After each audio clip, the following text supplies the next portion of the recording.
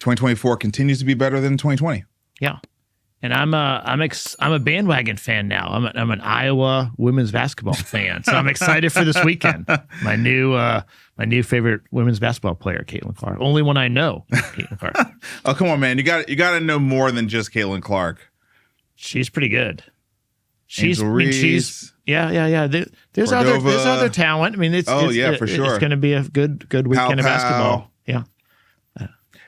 I'm so happy to see everyone getting so excited about college women's basketball. Yeah. I mean, I honestly, like, so in all the days that I was like hanging out with my dad, what do? You sit in the hospital, you got to find watch something TV. to do. You watch TV, right? And we watched a lot of college basketball, and actually we weren't watching a lot of Iowa because most of the games that they were playing were South Carolina. Like, Caitlin Clark is incredible as an individual, but the South Carolina team, I mean, their story is getting very overshadowed right now. They were undefeated. They still have not lost all season. And by the way, this is a brand new team.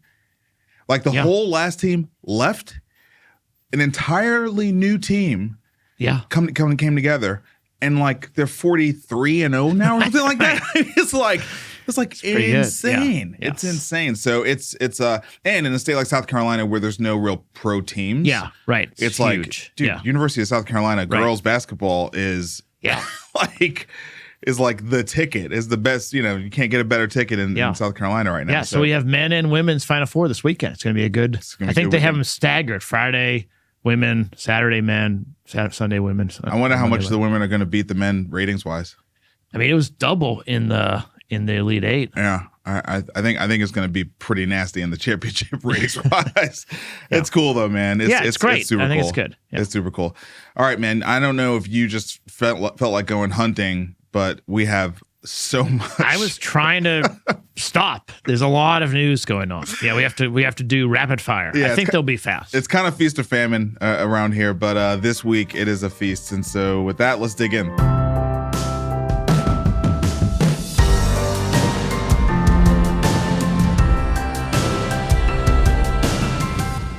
Starting with the S&P 500, it dropped a couple days and everyone lost their minds.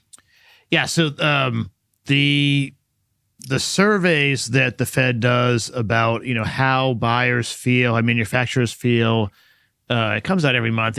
It was slightly, I mean, it's 50 is like the recession or expansion level, and it clipped over 50. So everyone was super excited, but in the stock market craziness, too much growth means the Fed might not cut. And so the stock market was all worried, and Monday, Tuesday were pretty down days.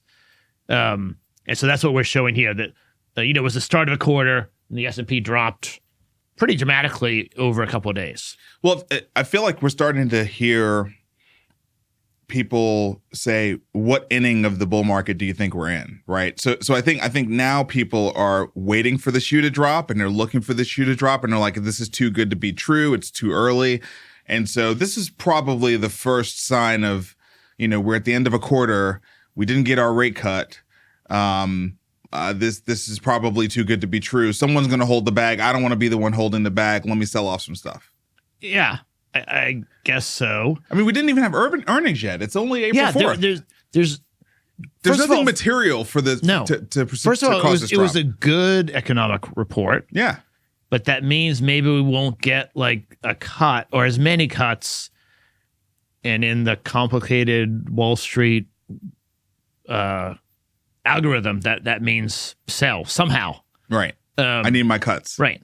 Yeah. But then I think the next story is Powell. Powell came out Wednesday and basically just said, no. Yes, there's some progress, but we're not changing our plan until we see more data. Right. And the stock market then was happy again. So it's just Powell the dove. Yeah. I don't know. Don't sell, guys. I'm still coming. I'm still coming with your cuts. Right. Yeah, I got your cuts coming. So I don't know. And then then the S&P was back up. This is the story, on Wednesday. But all of this, I think, is kind of noise. I mean, we need to cover it because the Fed affects It affects healthcare. Yeah. Well, and also we're talking about it every week. So, Yeah. Yeah. But I put in these other couple slides. So if you are not watching, this is the last 4 days, basically, this week. And you can see it was down, just as I described. It was down for a couple of days and then came up basically back up to where it started. But I also put in the next slide, which is over the last 5 years, we're at all-time highs. So, yes, we had a little, not even a correction, a pause or a couple of days of a deep breath. But we're at levels that we've never hit before. Not only all-time highs, over the past 5 years, we're up 81%. Yes. Which is incredible. That's really good year-over-year returns. Yeah. Yes. And we only had a global pandemic in there, and then a supply shock and all kinds of other craziness. Well, I mean, when you think about that, right? You think about year-over-year, 5 years, 81%. I mean, that just raises the bar for what venture needs to produce, right? I mean, yeah, because that's pretty good. That's pretty good return and a fairly safe, certainly risk. a liquid. Yeah. Well, market. I mean, not just liquid, but also like everyone's in it. The pensions are in it. The endowments are in it. Like, like if the government won't let the stock market totally bottom out, right? I mean, we've seen that over history. That's not us just. I mean, Powell did a press conference in 2 days. That's right. So, yes, VCs, you have to. You have to perform. You have to perform. You have to perform. I think you have to do, 2 to 3 times the S&P 500. And so. But this is good. I mean, you should be motivated by that because you as a GP. Yeah. You're going to cut out all the pretenders. Well, not just that. I mean, one fund at a decent size, if you are outperforming the S&P that significantly, your carry gets you very quickly to FU money. I mean, you know what I mean? Like that's right. That's pretty serious. So I don't know. I mean, I feel like while the space was very saturated and people were accepting lower returns, it was kind of like, why are we doing this? Why are we even in this? Is this even a business where you can, generate the kind of wealth creation that people sort of generally associate with VCs? Yeah. Right. And I think as the stock market performs better, it pushes VCs to have to perform better, which is good. Yeah. That's a better alignment. That's right. I mean, I think the floor should be a 3x return at the fund level. Right. So, but it hasn't been. But it's not. It's actually not that, right? I mean, I think it's probably more like 2 is sort of like your mean, right? I mean, yeah. But if you can, in 10 years, you're going to double your money in the S&P 500. That's so. Well, no, less than 10 years. Yeah. At 5 years. In this course, 6 years. Yeah. 6.5 years. Yeah. You'll double your money. Yeah. So if you're doing a 2x fund, that's doubling everyone's money. X any carry, which you may or may not hit with the hurdle. Right. But without leave liquidity. it to the side without liquidity. So you got to beat that. You got to beat that. You got to be doing a 3. Right. Right. You got to be doing a 3-bagger. Yeah. All right. So I thought this was a good story to kind of follow up on all that. This is in Wall Street Journal. The headline is "What's Wrong with the Economy? It's You, Not the Data." And the general sentiment of the article is that regardless of the actual data and the reality of how things are going in the United States economy, which, by the way, it's going very well. Right. If you've been listening to our show, we've talked about the GDP, we talked about the stock market all-time highs.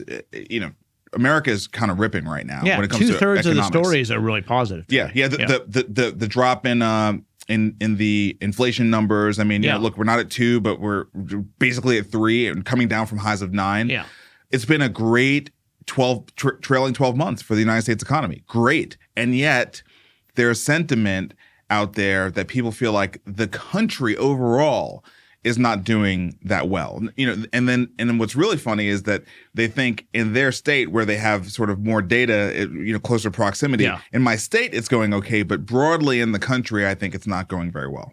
Yeah, that's what was this chart right here. Because it's the Wall Street Journal, they covered the 7 or 8 kind of battleground states for the politics. Yeah. Arizona, Georgia, Michigan, North Carolina, Nevada, Pennsylvania, Wisconsin. And in every one, the citizens that they polled, I don't know exactly how they did it, but local people, they each said that their state, Arizona, we're doing really well here. But they also thought the country overall was not doing well. Yeah. And every state was consistently like that. So like it's the opposite of what you normally see, which is like everyone thinks, well, I'm doing well, but other people are really suffering and the country's going poorly. And we were talking earlier, it's sort of some combination of social media and the campaigns and I don't know, just a general, the way that our data, our perception works. Well, it's certainly a combination of the very fractured 24/7, news channels that are now unapologetically partisan. Yeah. And so you just pick your flavor and then you watch that all day. And on that channel, they will talk about the other side all day. That's all they do. Right. Talk about the other side all day. And then on top of that, you reinforce that with social media that algorithmically is doing the exact same thing. It's just, how else are you supposed to you really have got to go on a media/social media diet in order to, get on balance around your perception around how things are going in the world, because all of the media is designed to get you really aggravated with those who don't think the same way as you. Yeah, right. All right, so enough of that. Let's turn to healthcare proper. Providence spins off a patient portal company. Probably, I think, two really ironic things about this headline from Modern Healthcare. First of all, Providence. Providence was a leader in healthcare innovation, a leader in healthcare VC. We know people who were there. Aaron Martin's a friend of ours who's now over at Amazon. But then they kind of imploded. Kind of overinvested. They had some of the best talent in healthcare corporate VC, and those. I think all those people are gone now. Yeah. I mean, basically, that whole thing they did kind of Mercy imploded. Secure. They're around different places. But right. So that's one thing. It's like a Providence headline around spinning off a company is interesting. The second thing is they're spinning off a patient portal, and I mean, I think I was just like, in 2024, we're still doing patient portals. Right. Like, is that really? How can that be a thing? But look, they raised $20 million. Yep, round led by First Cressy. Yep, here in town. Yeah. I mean, I'm sure there is a market. The First Cressy, team, very smart. So I don't think they did this deal without serious underwriting and being well informed about the market opportunity. So investment opportunity aside, let's put that to the side. I just think patient portals in 2024, like I just can't get inspired about that. I'm sorry, but I will say this, I don't have consistent patient portal experiences. I've got the one I've got for Vanderbilt, which is an Epic-based system. So I've got my chart, which, is it the best thing in the world? No, but is it pretty robust? And does it work real time and on my phone and on all my devices? Yes, it does, right? But then, your step down from there, any of your specialists or my PCP, which is actually not in the Vanderbilt system, and the patient portals are still awful. Yeah. They're still terrible. So I guess there is still upside to doing this. Now, this particular patient portal, I think the unique angle is that it's single sign-on and it links to a bunch of other consumer apps. And so it tries to kind of create a more holistic interface between the health system and the patient for other things the patient might actually use. Yeah. I would love there to be an actually useful patient portal. I don't have one. I'm a HCA patient.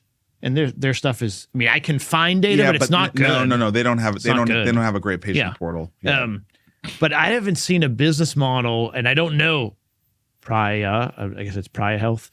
I don't know what their business model is, but I haven't seen a business model that kind of aligns interests. And so it'll be interesting to see. But yeah, they're spending on, they raised $20 million, so there'll be something there. I mean, but you have to think that they're not really going to be able to sell into the Epic market, right? Well, that's what I meant. I'm not sure where they're going to get other large health system customers. And then they're referring to Amada and other wellness platforms. And is the patient paying for that? Is it billed to payers? It's like the business model needs to be thought through carefully. I'm sure they have, because they're all really good investors, but I just don't know how it works. Yeah. Well, I'm sure we'll find out. Yeah, I'm sure we'll be hearing more about Pariah Health. Another deal, Binx Health, the diagnostics company, raised $65 million to drive the growth of point-of-care testing. I actually think this is a pretty cool one, focusing on sexually transmitted diseases and kind of continuing to extend the distributed lab capabilities and put those directly in doctors' offices, which I think is one of the coolest things. I took my mom to the doctor like at some point in Q4, and she got some, blood work done in the lab. This is a VUMC situation. And so, I've got her app loaded up on my phone, or I've got access to her health record. And, she got the blood done. They walked out of the room, and like a minute later, I'm getting notifications. You had the results. Yeah, your lab result. Yeah. And so I just think the more that we're distributing labs into, PCP and specialist offices, that's just so cool. It's just empowering. It's a much better healthcare experience when you can get the result at the time of your visit. It's top of mind for the patient. You're moving capabilities out to the kind of the edge of the network, which is much more effective. Yep. And in this case, they really specialize on sexually transmitted diseases, the lab tests related to that. And I think that can be impactful. Like learning that I have some STD in the office when the doc can educate me and prescribe something right then, as opposed to sending me home and I'll tell you in a week or two, and then I may not come back to it, or I may not get the prescription filled, and meanwhile I'm potentially spreading the disease around. Yeah, and also, I mean, if you're going in to get a test for an STD, you probably have a lot of anxiety about that. I mean, I would imagine more than half the people who I was thinking about prevention, like not preventing the spread, but yes, for the individual anxiety. For the person who's going in, I mean, they're probably so nervous, and then, if they don't have an STD, what a relief to find out right then and there. If you do, you have questions, you can ask right then and there. You can start to kind of get, some clarity, as opposed to you get a result in an email. Yeah, you know what I mean? Much less likely to have privacy issues, right? Like, that's you find out in the office, you tell them verbally. There's not an email being sent that hopefully no one sees. I think it's good. So a couple things here. One, $65 million round, more and more rounds. I mean, every single week, we're getting a bigger list of companies that are raising these significant, size rounds. And then I think the other thing is, this is a really cool company. Let's it works. I am just so pro diagnostics right now. I mean, I just want us to, from an innovation perspective and a VC world, all the diagnostics. There's so much upside in improving the availability and the speed of diagnostics in healthcare. So this is just really, really cool. All right, next story, another diagnostic story. $58 million put into Biolinq. Dexcom has been sort of the 800-pound gorilla in the continuous glucose monitor space for a long time. We've seen innovative companies like Levels Health and others sort of partner with Dexcom to kind of get those into people's hands from a consumer perspective. They just allowed it to be sold over the counter, so you don't have to have a prescription. And obviously, it hasn't hurt that guys like Peter Attia and others have said, you should do this kind of testing thing, blah, blah, blah. But if you've ever tested it, and I have, I don't have type 2 diabetes, but I actually ordered Levels, partially because I feel like as a healthcare investor, I want to know. I want to know how all this stuff works. But also, I was just curious. I'm a little bit of a biohacker. I wouldn't say extreme biohacker, but a little bit. And let me tell you, that thing is not comfortable. Yeah. I mean, I tried it one time, and then on top of that, like I do jujitsu, right? So like, I mean, you can't be in a match with it. I can't train with it. Right. So like, I put it on, and I was like, no way, this is not going to work. So I just like, I kept it on for like half a day, and then I never used it again. So what's really interesting about this one is it is significantly more shallow in terms of how it penetrates the skin to be able to pull the reading. And that's a big deal, because that was what was so discomforting to me, was that penetration and kind of just feeling that needle, in there moving around as I'm moving my body. Because I think I put it on my belly, you know? Yeah, I think it's something like 10% as deep. It's barely The Biolinq. The Biolinq versus like the the Biolinq Dexcom. is, yes, Yeah. right. It's much smaller. But it's not smaller on the surface. But the like, that's overall device is not smaller. Yeah, right. it's still pretty kind of, I don't know. It's raised on the body, and so you have to have something baggy in order for someone to not know that you're wearing it. But it says up to 20 times more shallow. 20 times, so that is a big deal. And I think for all the people who are regularly, if you are an actual type 2 diabetic and you're walking around with one of these things right now, that's probably a big deal to you. The idea that you could have something that would not be so deep inside of your skin. So yeah, and I'm hopeful that the external form factor and optionality will change over time. Yep. All right, next deal. Well, not so much a deal, but maybe the launch of a new fund. Glen Tullman from Livongo fame, from Seven Wire fame, and now the CEO of Transcarent, and I'm saying fame very intentionally, has now launched a new venture fund. So let's just keep track now. Sold Livongo, started Transcarent, was still a GP at Seven Wire, and now has started a new venture fund called 62 Ventures. And so Glen Tullman is definitely emerging as sort of an Elon Musk in our healthcare innovation space, insofar as he's doing multiple pretty big things in parallel. Right. I mean, have you ever raised $100 million fund by yourself? No. Okay, I haven't either. So he managing two GP responsibilities simultaneously to running a company, and then also CEO of a company. Right. There's a lot. I mean, that's a lot of hours. Yeah. I don't know how. That's a lot of hours to do it once. Yeah. So of course, how you scale that is you have money to hire teams, right? But I think the thing here is there's so few. We were kind of talking before the episode around how does someone ascend to the point where they are able to, as an individual, start to kind of buck trends and buck norms. I would say less trends, but more norms, right?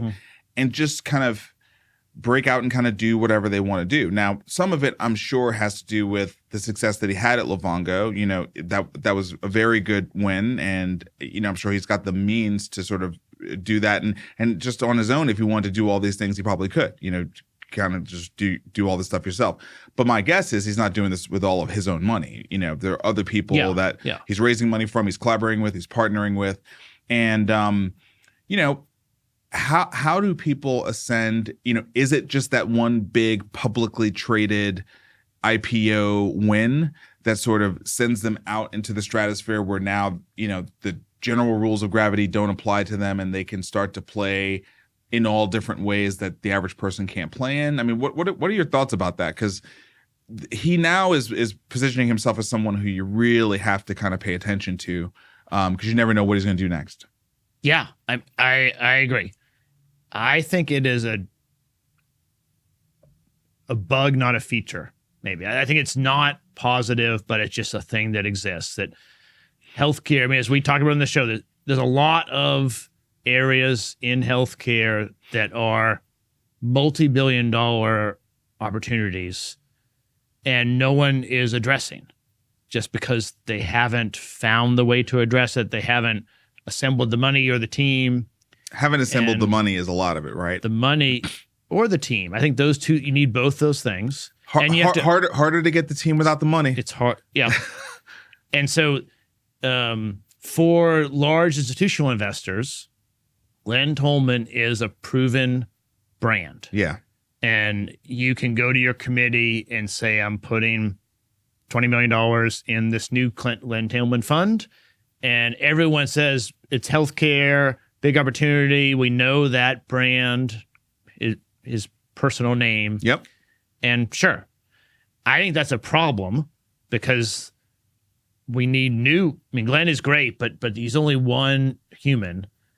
And there just aren't that many ways to sort of spread his expertise around. But the capital aggregates around that. Yeah. Right. Yeah. And so that combination of really understanding the healthcare infrastructure, that you would get from listening to this podcast or being in the industry like Glenn for 20 years, like you and I for a long time. But then you have to have the capital that immediately trusts you without a lot of due diligence. Because a $100 million fund, as you and I know, is great, but institutional investors don't want to spend months working on that. Right. Because they're trying to deploy billions of dollars. That's right. It needs to be like, oh, I know him. He's done well before. Sure. Or they want to do $1 billion. I mean, we'll talk about $1 billion fund in a minute. So I think it's a bug, sort of a result of the too much opportunity and not enough places to invest where Glenn can take advantage of it. And I don't have any negative thoughts to him. I mean, if I could have multiple funds and be CEO of a company, I don't know that I would, but I can't blame him for it. Well, that was kind of what I was going to ask you was, it's hard to put yourself in that position because it's an entirely different thing to have those kind of resources. Like everything about your life is different. And so you have different energy because you've got more help for things. I mean, at the end of the day, like emotional, tolls from family things are pretty evenly distributed, but money does change a lot of other things, right? And so it's hard for me to say. I mean, I think I can say with probably pretty strong confidence, I would rather run multiple funds than be a CEO of a full-time company alongside running funds. That's probably more my own personal, speed. My framing of it is that you and I started a venture firm named Jumpstart Health Investors, intentionally trying to build a brand that was not our two brands. Certainly we are supporting it, and a lot of the value in the Jumpstart brand is related to us personally. But we very intentionally set out to try to create value creation aspects in our venture fund that are not tied to, it's like if I get hit by a truck, Jumpstart can still keep going. Glenn is the old-fashioned VC. Like it's him that has the pattern recognition, has the deal flow, has whatever. It doesn't matter what the fund is called. He personally has whatever magic pixie dust he has. I don't think that we would do that if we could, because our track record is we started a venture fund to try to escape that. And that may have been foolish because it's a harder story to tell. Yeah, it's interesting. It's interesting. I'm gonna keep an eye on this story, really just to reflect on my own, honestly, to reflect on my own and kind of think like, is that something I would want to do? Is that something that may present itself as an opportunity in the future? And if it does, like, is that really what I want to do? I mean, at the moment, I don't think so, but yeah, it's interesting.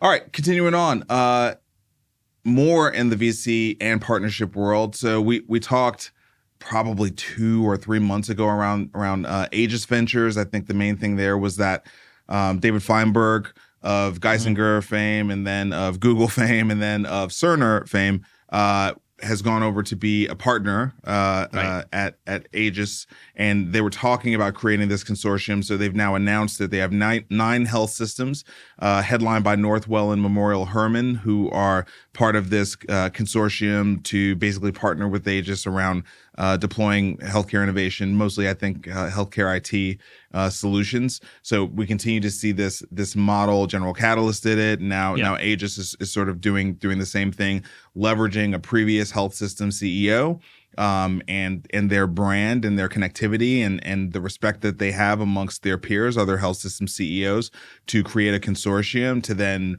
look at how they can, basically create business development distribution channels for their portfolio. Yeah, and I am hopeful that it has a lot of impact. My watching of General Catalyst is they ended up buying a health system because this is really hard. It's really hard. I don't think launching entrepreneurial things is really best done in a team sport with a consortium of health systems in all different geographies with different stuff, but that could be wrong. But can't you understand exactly why it's such an attractive idea? Yes. And I've tried it 4 times. I mean, I've tried it before. And so, yes, and I'm hopeful. It should work. It just is hard to get. Isn't it interesting how it doesn't work, though? Yeah.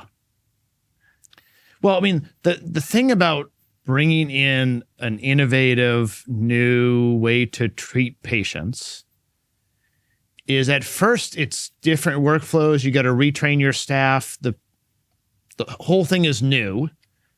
And so you have to sort of force people to use it for something like 90 days before then they love it. And I think that's really difficult if you don't have like some ownership and commitment from the top and a lot of reason to do it.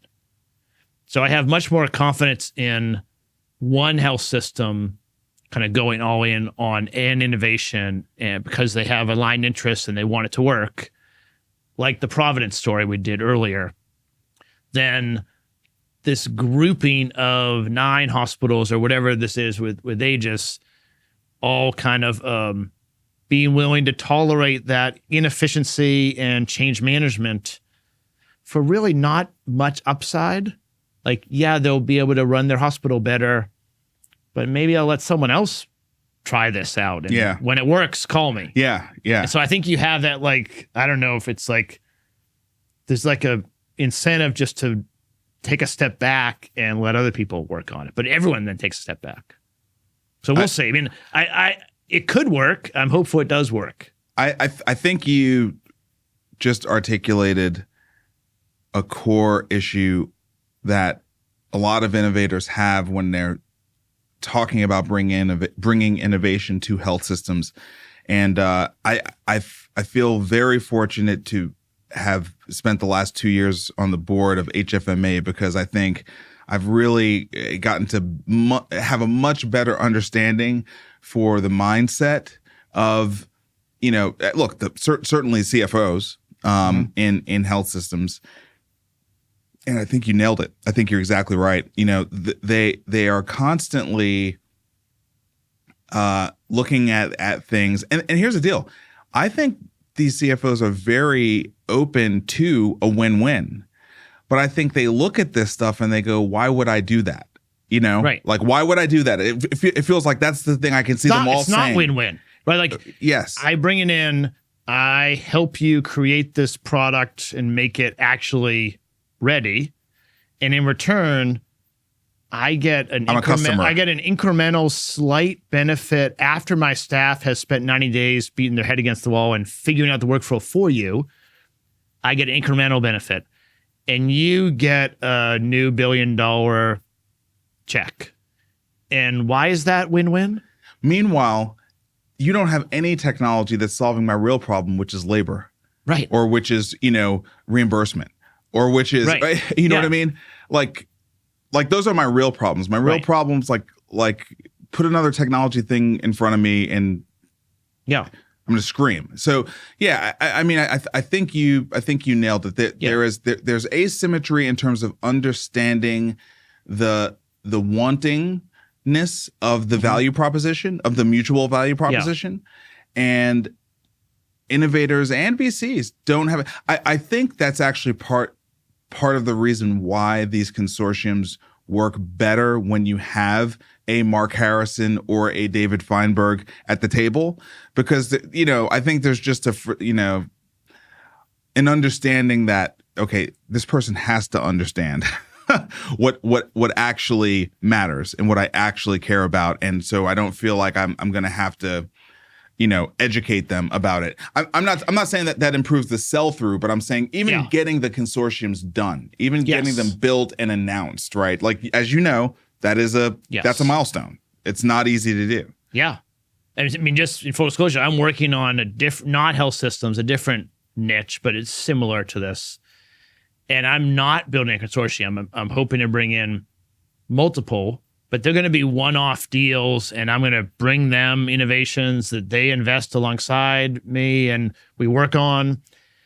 And they might learn from each other, but they're one-off deals because they want to get an advantage for their thing, and they have their practice, own problems. and they have their own problems. And the entrepreneur doesn't want to have equity owners in 15 different practices, but they're willing to give up a significant amount for one because they're going to learn a lot. Yeah. So anyway, that's my current iteration, but it's a hard thing. Moving to Tiger Global, they closed a fund that was 63% below their target, and they landed at $2.2 billion. Am I reading that correctly? Yeah. Okay. Yeah, that's right. Okay. So they landed at $2.2 billion. They targeted $6 billion, 63% short. Yeah. And this I think is pretty consistent with everything we have heard from the institutional capital allocator world, which is growth venture is overblown. The markdowns are brutal, and no one really believes they're going to come back. And they had too much money. They aggregated too much capital, and they're not going to get as much capital. You know, even if they come back, they're getting smaller allocations. And so, it's hard for me to cry for Tiger Global because even 63% short at $2.2 billion. Yeah, it's a $2 billion fund. Dude, like let's just say that's the correction. Okay, fine. You have to sort of organize yourself around $40 million a year in fees? In fees. $40 million a year. That's never mind carry. That's never mind carry. They may not have carry. So look, I've never run a growth fund, but you've been in the industry longer than I have.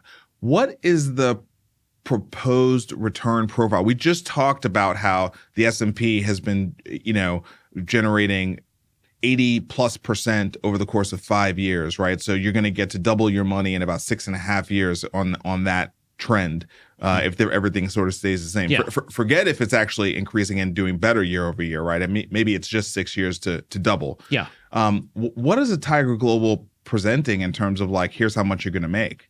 Well, I mean, to be clear, I haven't seen the pitch, but you've never seen the pitch. My belief is that growth capital, like Tiger Global, it's another type of asset allocation. It's not the same as what we do. You and I do something different. They're doing an uncorrelated to public markets 10 to 12% internal rate of return net of fees. Okay, so a hedge against the public markets. Yeah, it's not correlated. So it's a hedge against it. It's just in all practical, terms, uncorrelated. Well, the issue is that it is correlated. That's what they're selling is uncorrelated 10%.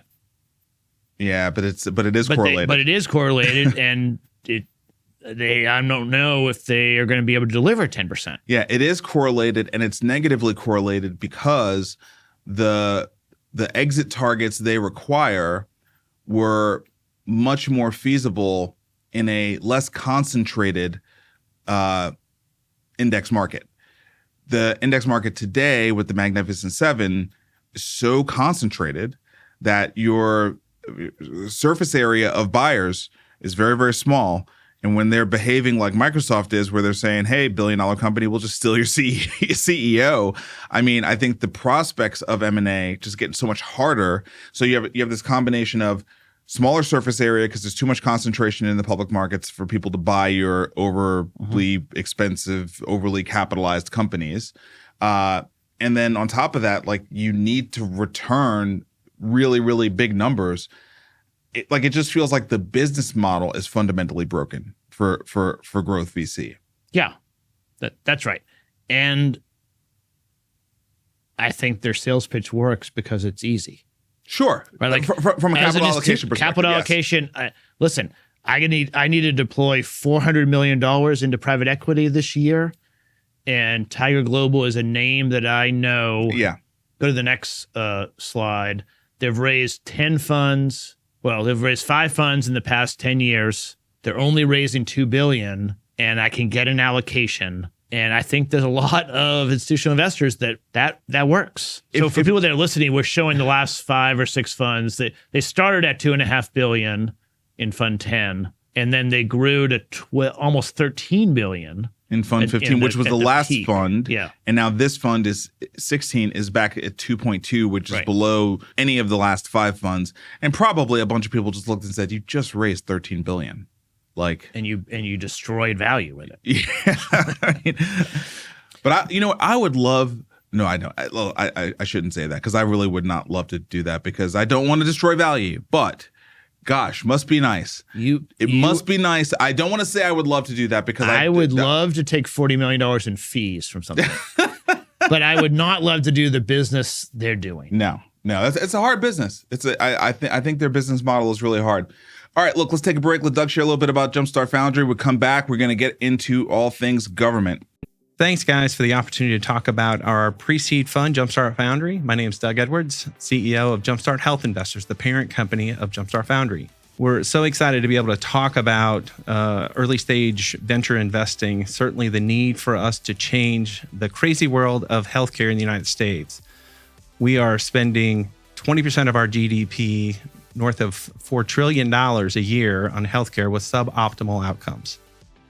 Jumpstart Foundry exists to help us find and identify and invest in innovative companies that are going to make a difference in healthcare in our country. Every year, Jumpstart Foundry invests a fund, raises a fund, and deploys that across 30, 40, 50 assets every year, allowing ease of access for our limited partners to invest to help us make something better in healthcare. Some of the benefits of Jumpstart Foundry is there's no management fees. We deploy all the capital that's raised every year in the fund. We find the best and brightest, typically around single-digit percentage of companies that apply for funding from Jumpstart, and we invest in the most incredible, robust, innovative solutions and founders in the United States. Over the last 9 years, Jumpstart Foundry has invested in nearly 200 early-stage, pre-seed stage companies in the country. Through those most innovative solutions that Jumpstart Foundry invests in, we also provide great returns and a great experience for our limited partners.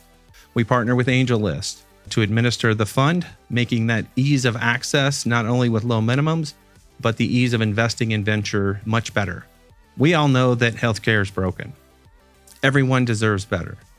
Come alongside us with Jumpstart Foundry, invest in making the future of healthcare better and make something better in healthcare. Thank you, guys. Now back to the show. All right, we're back, and let's start with Medicare. So the rates were announced lower than I guess everyone expected, although I feel like, Broussard did a great job from Humana trying to project to everybody it was going to be brutal. Just to be accurate, they put a proposal out for the rate. Yep. And then in historical times, they have increased that, but they didn't increase it. They just kept the original one flat. Yeah. So they didn't really reduce the rates, but they didn't bend to lobbying and go up at all. Yeah, they bucked historical trends by keeping it flat. Right. So I think on that day, Humana went down 13%. It's back up now, but all the sort of managed care stocks kind of all down. Yeah, we're all kind of down, and I think we looked at this and we said, oh man, it's going to be hard for managed care, and I do look. I certainly feel like it is going to be more difficult for VC-based companies that are selling into Medicare Advantage because it's going to force the managed care companies who will make their money one way or the other to evolve things and put more pressure on those providers. So I think ultimately the payers will figure it out. I think it's the providers underneath all this stuff that are really probably most likely going to get hammered really hard. But we were talking with Emily Evans, who will be coming on the show in a couple of weeks to do a recap because so much has happened in Medicare Advantage since we talked about it back in December. And you found a slide from one of her Hedge Eye presentations. Yeah, she did a presentation yesterday, the day before. I think before we start talking about this, I think that I'm in favor of HHS really putting more controls and more guidance on the Medicare Advantage platform. They're increasing the star rating influence. Yeah. They're really being careful about the rate increases and forcing Medicare Advantage plans to sharpen their pencil and be really good at managing the patient pool and managing their provider networks. That's all great. And I think you're right. It will it will result in challenges for the providers. With the providers, with health systems. Providers. I was about to ask you, how does that impact your investment thesis around Medicare Advantage, right? So for example, I think it makes me think that things from an AI perspective or an analytics perspective in the Medicare Advantage space are probably pretty important right now, because you're going to have to get way more tight on your execution. You got to save money. You got to lose less people, but also importantly, you got to start bringing SDOH in. You got to start patient engagement. That's all the star rating. All that. Data. Right. Which is actually, I think, where the government should push them to go. Like I like that. Yeah. So I think there's great opportunity on data, AI, and analytics around Medicare Advantage, and I think and engagement or anything that's sort of bringing more and better whole health to the patient. Yep. And I think it's scary to do an innovative services model to this population. That's where I would be worried. Yes. And I think that's a shame, because there's still a lot of need for innovation in senior value-based care. And I would have a hard time underwriting that, just given how choppy the waters are looking out there right now. Yeah, depends what the cost is. You got to cut cost and deliver better services. Yeah, but there's a labor component to it. Yeah. And so you're kind of screwed on costs at the end of the day, right? Mm-hmm. I think it's less cost and more outcomes when it comes to services. You really got to really hit those star numbers. Yeah. And that's a process of getting there, right? You don't just come out of the gate and nail the star ratings. So you got to have the capital to sort of fight through, I don't know, a year, 2 years, 3 years of figuring it all out. That's hard. Yeah. That's at least scary. 3 years. So this slide is sort of comparing the rate, which is the gray line that for people that are listening, it was sort of 2021, 2, then it grew to 4, then 8, and now it's back at 3-ish. Compared to the actual change in the full payment, which of course is year over year, combination of rate, volume, and acuity. And the payments have grown much bigger and faster. Well, they've grown differently than the rate has. And so I think Emily's point is it's more nuanced than this, and there's lots of political theater going on, but the Medicare Advantage plans will bring in a lot of money. They've grown every year in what they're actually collecting. Yeah, do not correlate the rates to the payments that the payers will be able to generate. Right, that's kind of the main thing. Do not equate the two things, because there's a lot more to it than just that. They can raise premiums. They can string together different protocols that can increase the yield. Right. I mean, there's all sorts of different things that can be done there. So just understand it's not as simple as rate go down, money go down. Yeah, and Emily will be back in a couple of weeks. She'll have a lot more detail, but I think that's the takeaway. Yeah, and in fact, I mean, I'm looking forward to hearing from her specifically on this. It's not entirely clear to me that the Wall Street analysts are wonky enough to sort of know that, to even look at the kind of data that HedgeEye is pulling here. But when you look at this and you see those dips, 13%, you're kind of like, is Humana a buy? I think Humana's a buy. Yeah. Not investment advice. Right, yes. Not investment advice. But, when you look at that, you kind of say, oh, there's a little bit of arbitrage there, right? Because the market is just saying rates bad, revenue bad. And is that really 100% true? Not clear. All right, more on the government side. So HHS, Medicare incentives, penalties for hospitals could help stem drug shortages. So Vic, what's the deal here? So this is to the healthcare supply chain resiliency thing. Everyone, including me, is worried about international suppliers like China producing drugs, and then we get into some conflict with them, and all of a sudden we can't produce our own medicine anymore. Yep. And so HHS released a white paper yesterday basically calling for the creation of some kind of private for-profit entity to set up medical supply chain onshore And then they're going to start providing incentives and penalties if hospitals single source from international. That's the summary. Yeah. And they are planning to have the spend be somewhere between $2.5 and $4.5 billion over a decade. So it's a significant amount of money, but compared to the $4 trillion, I mean, what's a billion here or there? Seems like the kind of thing that the government should be doing, right? Yeah. It does seem like there's a national security issue here. There's a national resiliency issue here.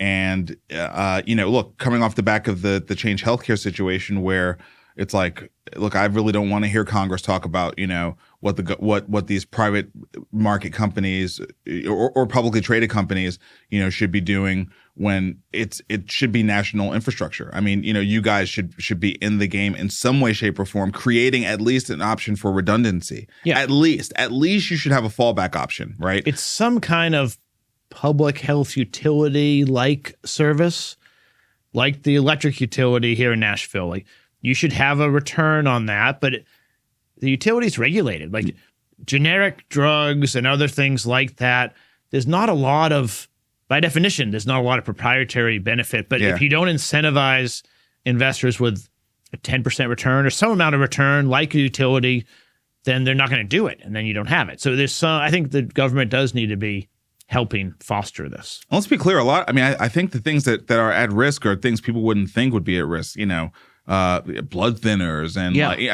kind of really basic stuff, but things that address chronic diseases that too many Americans have, right? So, you could really see a huge problem if we got into even like a 5% shortage, right? Yeah. Anything like that could create a lot of mayhem. Yeah, it's really anything that has been around for more than 20 years, because the newer things are very profitable and over an artist or Pfizer or whoever is making money on them.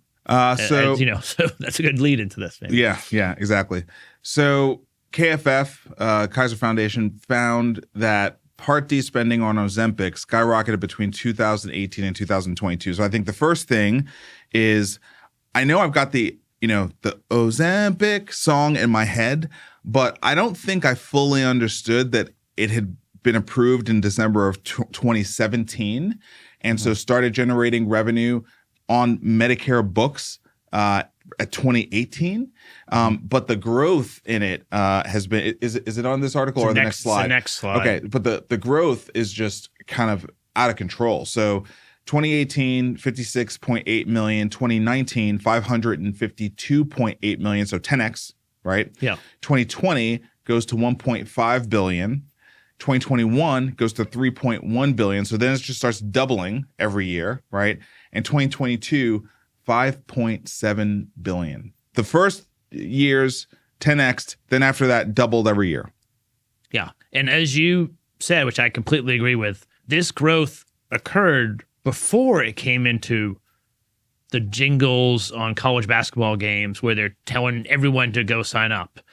We don't have the 2023 numbers, but it's going to be huge. Oh my gosh, it's going to be ridiculous. And Part D just opened up other uses for, I think, for cardiac stroke. Well, I think the Lilly GLP-1. Maybe it's the Lilly version, so it wouldn't be Ozempic. Yeah, the Zepbound. Yeah, but the government's spending a lot of money on this, and I don't think it's slowing down. It's going to be immense. Yeah, so I think probably the big headline here is, you may not have known because we haven't been talking about GLP-1s before the pandemic, but these things have been in market from before the pandemic for diabetes, approved by Medicare Part D, and cracked 1.5 billion during the first year of COVID.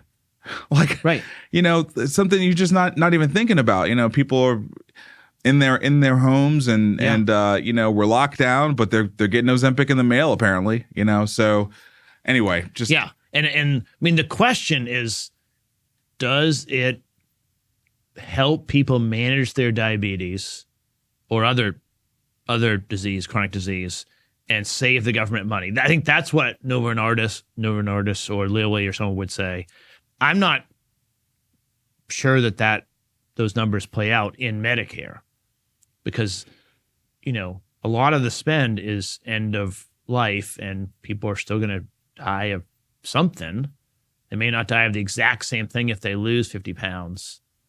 But I haven't seen the underwriting actuarial amounts. I was going to say it would be really cool to read a paper about the actuary, math and logic there on that one. I think I would really like to know that. Well, I mean, I'd like to know that too. I don't think their Congressional Budget Office has. They either haven't produced it or it hasn't been, clear. Or maybe they produced something that was not clear. Yeah, man, that's an interesting one though. I don't think it pans out.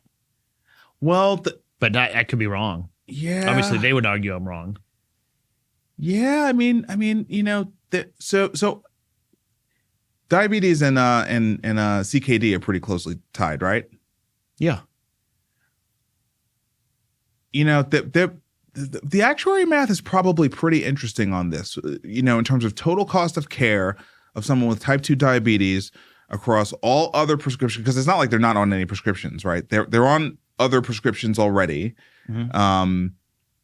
And then as the disease progresses, right, then they start getting into more expensive things, which might include amputations, which might include home health, which might include having to go into assisted living, which might include dialysis. So there could be, and that those charges mount up very quickly, and they can take a long time. They really can take a long time. So I guess the question is, what are we measuring? If we're measuring total cost of a person to the federal government, that would be where I would start. I don't know that. Okay. Well, if you live longer, do you cost less? It's not a matter of living longer. It's how long do you live with a chronic disease that requires a large number of interventions that are already approved to be paid for by Medicare. I think people would be shocked at how much Medicare actually covers for people in really intense, expensive situations, whether it's hospitals, whether it's dialysis. I think people would be really surprised. And if you live a long time with that chronic condition, the government's paying a lot of money. So it's very tough to sort of just look at it in terms of length of life. It's length of life at a certain level of acuity, right? That Medicare is already on the hook to pay for. And if they've basically looked at this and said, we believe putting someone on this, which will cost this, will cut down on, not necessarily make them live longer, but maybe it strips out. I mean, it could even be like months. It could even be months, because that's how expensive some of these interventions get, especially if they we're talking about a hospital. Well, so I guess we need to try to find the data. My guess, which is all it is that the last 12 months of life still will cost a ton of money. You might have a different set of things. I hear what you're saying there. And then you're going to live 4 years longer, so a while longer, but that last year is still going to be very expensive. So I don't know. I think we're treading water. I don't know. Now, maybe quality of life is better. Maybe quality of life is better. Maybe productivity of that person. Well, they were retired. Well, I mean, but there's still contributions to the community. There's still, do they require other labor to be, working with them, taking care of them? Are they a drag on society in terms of requiring labor output for them? I just think there's a lot of actuary inputs there, and that it just is interesting. It's just interesting, right? Anyway, somebody decided it was worth paying for because we paid for $5.7 billion of it in 2022. All right, just quickly circling back to Rite Aid, they've found a way to stay in business, which I think is a good thing because I am worried about what's happening in communities where if you just think about the Rite Aid brand, it's generally speaking not in sort of more affluent communities, and so the idea that they would just shutter is awful. But they've swapped claims for 90% of the stock, and they're reorging. Yeah, so basically the bondholders will own most of the company, and it'll keep operating. Yeah. which is I think a good thing. That's a good outcome. Yeah, it's a good outcome. Yeah. I mean, and look, in a lot of cases, is what should happen, right? Which is the people who were owners of the company when it was being run into the ground, they get wiped out. Right. And then you kind of find a way to reboot the thing. People can recap it. There's still an asset there. There's still value there. Probably a lot of free real estate leases are sort of, acquired in this. Well, the opioid lawsuits get wiped out. Yeah. Anyway, look, I'm just happy that this is put to bed. Yeah, the fact that there'll be pharmacies in what are a lot of places that wouldn't have a pharmacy for a lot of miles if they totally shuttered. That's right. All right. Also recapping on the Stewart situation. So it's gone into General Assembly in Massachusetts, and we're talking about Senator Warren's stomping grounds. So this is not going to be a friendly environment for private equity and for large publicly traded companies that are doing very well. Markey is tough too. I mean, Massachusetts senators are tough. Yeah. So look, hard hearings that are happening up there in Massachusetts around all the Steward Care stuff. I think this article here from Fierce Healthcare outlines some of the prior realities of the deal, such as the fact that Cerebus, which is the private equity firm, when they sold the hospitals, the actual buildings to the Rite. What was the name of the Rite? Medical Properties Trust. MPT, yeah. So when they sold those buildings, they generated over $1 billion in top line revenue. With that, they captured $500 million, and then the remainder was what was used to reinvest in the remaining asset, which was the operating business, right?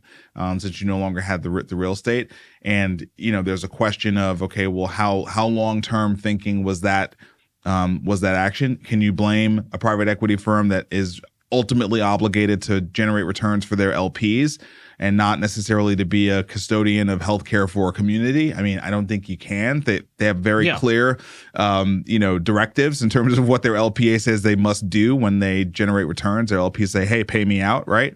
But this is what happens when you blend private equity that has a mandate to their LPs with care for communities, right? I mean, it can get dicey. Yeah, I mean, I think I agree with that completely. Cerberus sold their interests 4 or 5 years ago. Yeah, and they have come out after all of this craziness. They came out this week. I didn't include it, but they came out and said that Stewart was kind of a mediocre return and they were not happy. It wasn't up to their standards. So even though they took money out, I think they invested a lot and then they got a slight return, but it wasn't. Which further justifies, from their perspective, why we took the $500 million. And then the management team has sort of continued to sell things to MPT. More buildings. And pay for salaries and, just pay the operations and not invest in the ongoing business. But I think that there's no plan of how these hospitals can operate in the black. I mean, it just doesn't work. If your plan is to sell the buildings to pay for ops or to return capital, that ends. That's a road to hell. I mean, right. there's no, and then here's how we're going to turn it around at the end, right? I mean, it's like, okay, right. So So anyway, so it's gonna spin up a lot of concern around private equity, and that's fine, but that's not the real issue, which is that Steward Health is in a difficult geographies and doesn't have any plan. All right, turn to some good stories. Molina Healthcare and their senior care product, Senior Whole Health, is partnering with Cityblock to give dual eligibles increased SDOH assistance. So Cityblock, sort of a really high-flying, very, very successful VC-based company that is focused in urban settings on delivering care to dual eligibles, and this is more growth for this company.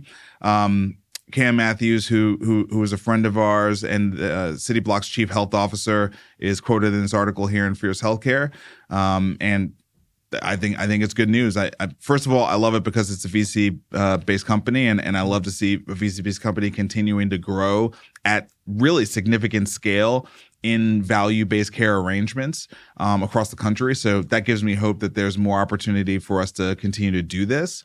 And also, love to celebrate friends. Yeah. Yeah. This is an example where the pressure HHS is putting on the Medicare Advantage, and in this case, there's some Met duals, is having a good effect. That they are then incented to go find partnerships, and Cityblock's great.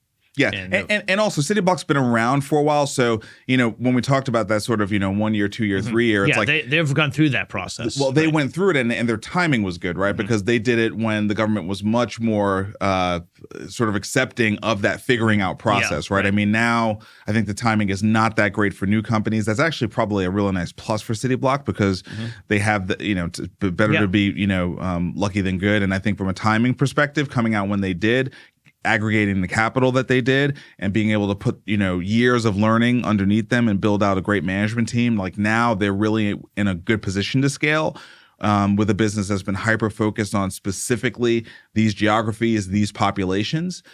Seems like they are in a position to really kind of run the table. Yeah. So yeah, I agree. Yeah.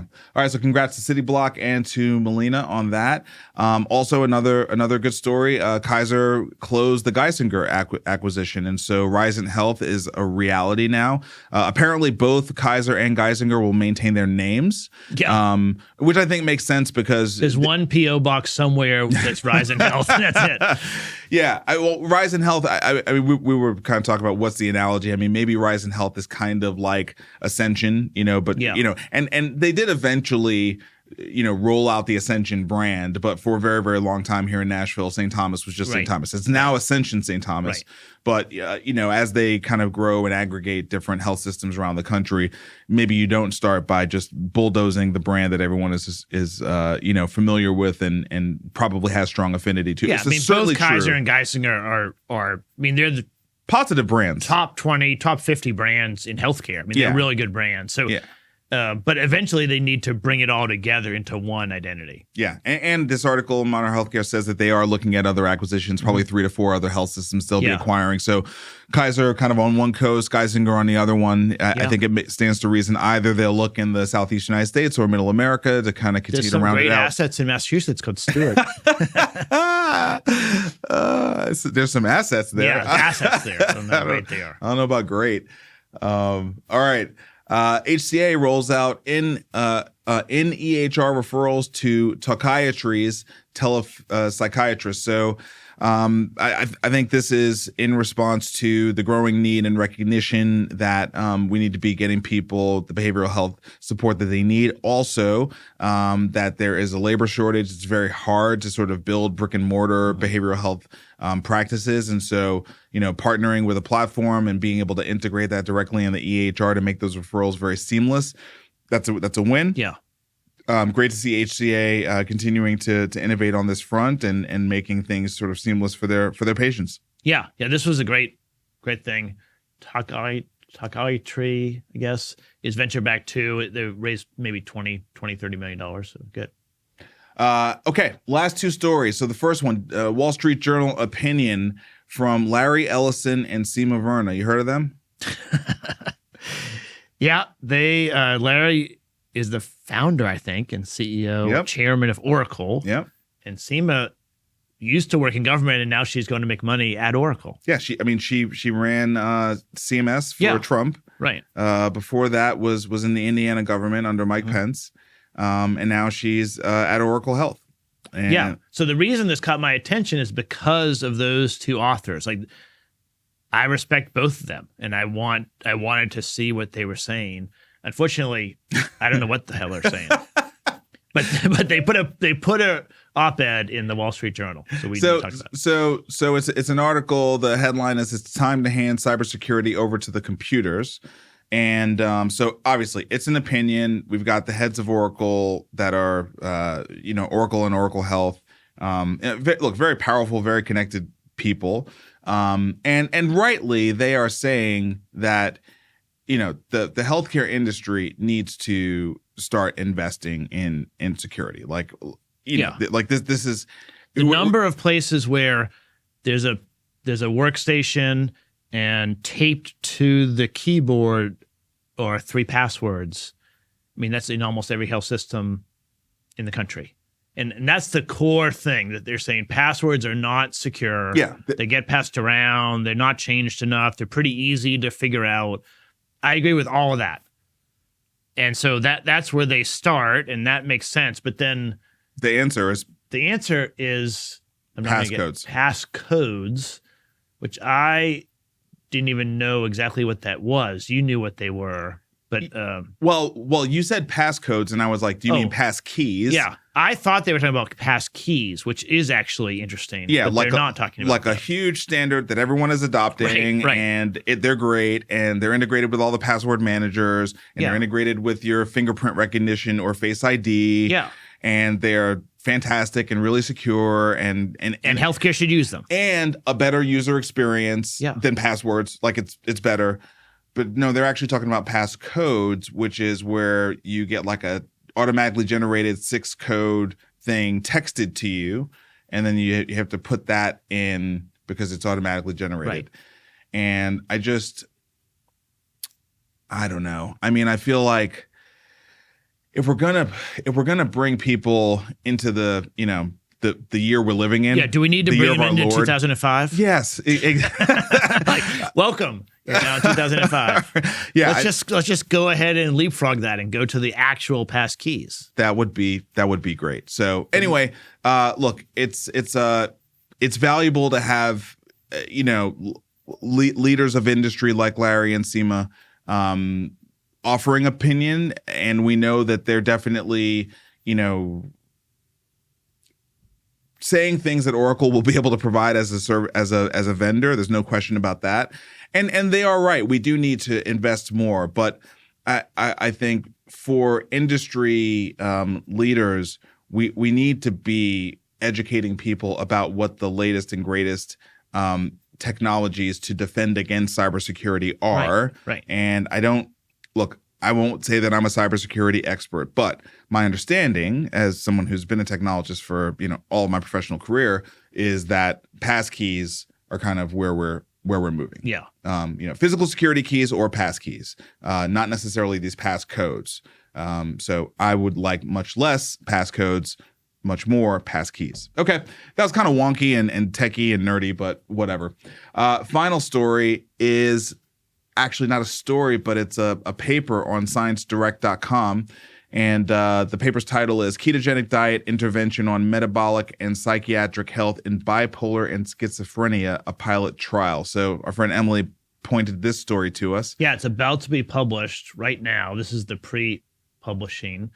But they've shown that a ketogenic diet, which is really low carbs, high protein, high fat a lot of times, is very impactful on behavioral health, specifically schizophrenia and bipolar, without anything else. No other interventions, and the behavioral symptoms were improved. 32% for schizophrenia and 69% for bipolar disease. And it's a small number of people in the trial, but that was really impressive to me. Like, you obviously would pair this with other things, certainly counseling. You might want to keep on the drugs, and maybe you could taper over time. But it just goes to, it's a continuing thing that I'm interested in, which is food as medicine, or your diet it's just comorbid with everything good and bad in your health journey. And if you put really unhealthy food in, you have lots of downstream negative effects. And alternatively, if you fix that, then you don't. Yeah, for me, a couple things. One, nutrition is such a rat's nest, but applying science to nutrition is a good thing. Mm-hmm. We have to understand what the baseline of the study was. We need to understand who was in it. This to me speaks to a huge opportunity in diagnostics, because I do think we are starting to learn that there are different genes that are predisposed to be able to process different types of foods, better or worse. And so I don't think there's total equality across the entire human race as it comes to, how we're able to properly. Yeah, our gut biome's different. That's Everything's right. different. That's right. So to me, just being able to start having science applied to looking at the connection between really severe diseases that are not, diabetes, right? And heart disease, but actual things that kind of fall more into the, mental health, behavioral health, brain disease issues, and the connection between that and nutrition. You hear people who are into wellness and nutrition talk a lot about how the stomach is the brain, and your gut biome is as important, if not more important, than your brain. And to me, this just sort of it feeds that argument, right? It feeds that argument that we need to do more studies. We need to do more studies. We need more diagnostics. We need to make sure that these studies are equitable and they're covering all, a very diverse group of people by gender, by ethnicity, by age. But yeah, I think it's pretty exciting. Personally, I've been on the ketogenic diet before. I have lost a lot of weight. My cholesterol shot through the roof, so it wasn't a sustainable diet for me long term. But it clearly did have real impact in the period of time that I was doing it. It did have a physiological impact for me. Yeah, it's I think it's hopeful. We need more study, but it's a good sign. All right. An hour and 14 minutes, but we got through it. Yeah. And as I said at the beginning, they're not all positive stories, but it's probably 2/3, maybe 3/4 are good stories. Like things are going well, the economy is good. Don't believe what you hear on whatever channel you listen to tonight. Yeah, I mean, I don't want to turn anybody off, but at least curate your social media, friends. At least curate it, right? Anyway, good week, and we will be back next week with more.